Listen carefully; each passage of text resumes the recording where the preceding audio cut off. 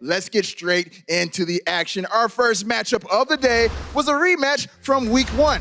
You got the Philadelphia Fusion, a team that's trying to prove all the naysayers wrong or people who justifiably criticize them for their strength of schedule. And then you got the flashy Atlanta Reign. And Atlanta looked like they were going to come out and pretty much be flashy again at the start of this, but it didn't really plan out that way. You know what? I was so confused that Fusion actually didn't know how to handle the Fran on the Torb. It was so obvious that this was coming, even though they changed it up a little bit. I think Erskine was on Hanzo last time they had that composition.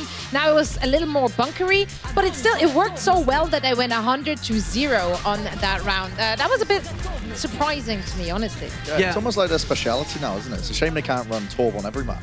I guess they could. The fans tried it before, but it didn't work out too well.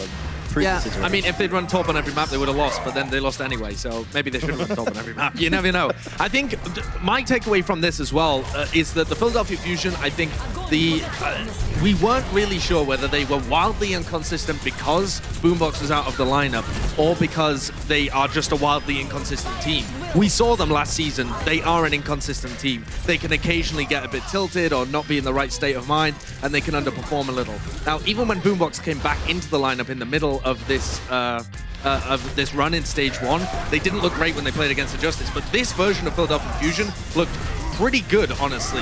They still don't like to disengage. They like to play very aggressive when Sadow's on Rhine, and I think that will be punished by the better teams. But their Winston Goats is nothing to sniff at. They are really, really good at that composition. Which coaching staff was it that said that they had a trash Winston Goats? Which was that again? I don't think it was a trash Winston 3-3. sorry. So it was just trash 3-3? Yeah. Who was that? That would be Dallas Fuel. Okay, that's a little call out right there. Okay.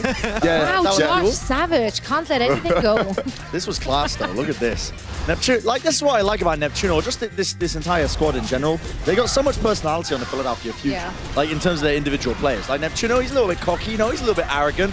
He'll just go for the backcap play because he knows that the team will be dumb enough to just press into them. Yeah. He takes advantage of opportunities when he sees them. I do like this about the Philadelphia Fusion. I'm looking forward to actually stage 2 and watching this team even further forward, actually. And we may see a few damage dealer DPS heroes being played.